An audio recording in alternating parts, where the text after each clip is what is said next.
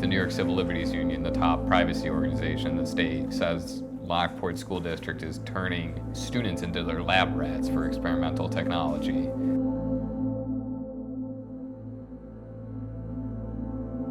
How did you find out it was on? I didn't even know it was on. Me neither. Yeah. This is my first news to me. Yeah. Can we just get a show of hands real quickly for everybody that is actually news to them?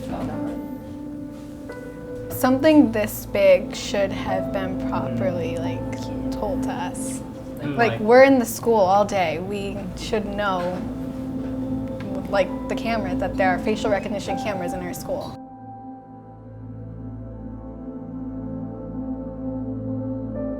My name is Connor Hoffman. I'm a general assignment reporter with the Lockport Union Sun Journal. Right after I graduated, I came here.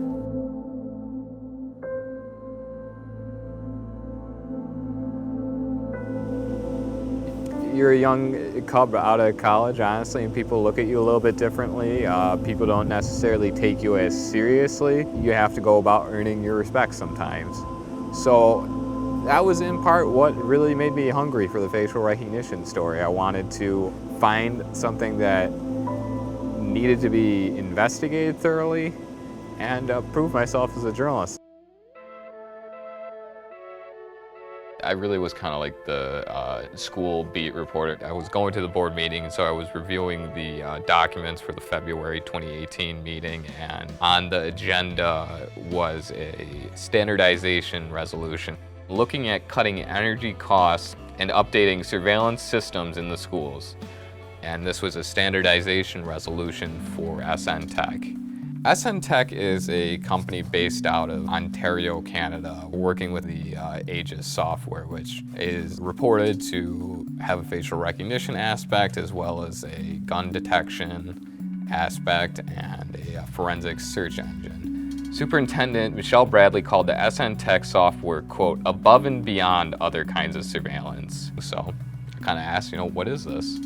And just the way that they reacted to the questions was very telling and interesting. If this technology is, quote, above and beyond, I don't know why she wouldn't be talking to every single parent every single day and answering every question they have.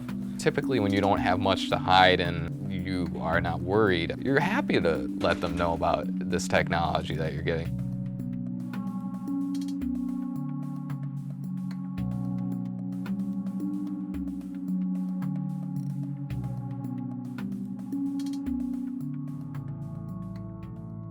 The technology was turned on January 2nd of this year, which I think for you guys was the first day you came back from Christmas break, right?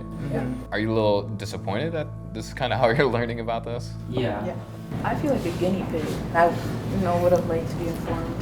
I feel just kind of shocked. How can this go unnoticed for this long? Do you guys agree with the privacy concerns? Do you think the privacy concerns are a little overblown here? I think that these cameras can end up being an invasion of our privacy. Who is going to have access to all this footage and everyone's personal information?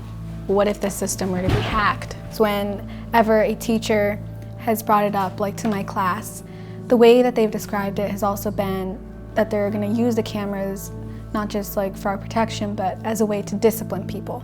I think that they should understand the system, what could possibly go wrong with it before they implemented it. Lockport was given a bunch of money to pay for this technology from the state, and one of the requirements from the state was to actually consult students about this kind of technology. Do you feel you've been adequately consulted? No. Not at all. We're at Lockport Library, and we're about to listen to some education executives from the New York Civil Liberties Union who are going to talk a little bit about Lockport's system, and we're also going to hear community members express some concerns they may have. Okay, question. Is this facial recognition, is this a part of a prelude to the school-to-prison pipeline? For those of you that haven't heard that term, school-to-prison pipeline is the flow of students from schools into the criminal legal system. A lot of times this happens when there are police officers stationed in schools, and things where people used to be sent to the principal's office can then result in a trip to a police precinct. This sort of system can amplify that. And what we wouldn't want to happen is that a student is falsely identified by the system, an alarm is triggered, and then we have an interaction between our young people and police. So essentially the argument for people in favor of this kind of technology is they believe that it will make students safer. So someone will walk in, someone will wave up a gun like that or something, and the idea is it will send an alert to the control room, which is staffed by security guards. I don't believe there's been any testing whatsoever to test if it stops the school shooting. How can you test that? They've tested like guns to see if it will recognize the gun. They say it works, but again, if you have a system that's detecting the gun, how much more helpful is that than someone seeing a gun and screaming? And then there is that concern there that they'll misidentify people of color. These systems are inaccurate. They have a high level of difficulty in identifying people of color, women, and young people. I want to know my kids safe too. And clearly I don't want them to be like falsely identified, but when we put our kids in school, we are trusting their safety. So you're being scanned and surveillance, and then you have security guards walking all around the school. That's like a prison. That's what you do in prison. Why do we need a security system or paying police officers to patrol the school? A lot of schools, especially in black and brown neighborhoods, are underfunded and over-policed, so there has to be some way that we can keep our kids safe without having them constantly have to be under surveillance. I look at Lockport as precedent, and once it's done, it's a money-making machine. And they can go and they can spread this throughout the country. There isn't a very well documented list of what schools are and are not exploring this technology. Commonly in this country we have communities that are becoming what are called news deserts. So essentially they don't have any local news whatsoever. You need someone who's dedicated to going to these school board meetings and asking these questions. Lockport initially wanted to have suspended students in this, and this is really the sticking point for the New York Civil Liberties Union, as well as the New York State Education Department. So in an effort to address their concern, they have said that they are not going to include students in the facial recognition database. At least that's what they say. We were also told by the NSA that they were only going to be monitoring terrorists, and they waited until we were not monitoring them.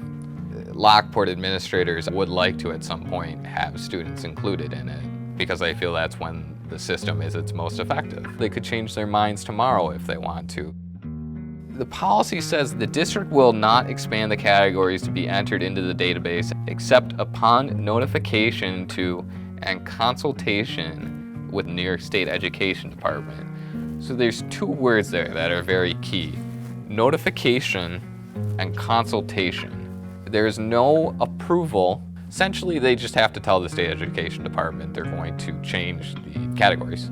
Unfortunately, we can't take people on face value. We have to be observant of the possibility that we're being lied to. I'm not saying that's necessarily the case here, but I don't want them to go around these people's backs just because I'm not watching. I will be watching this.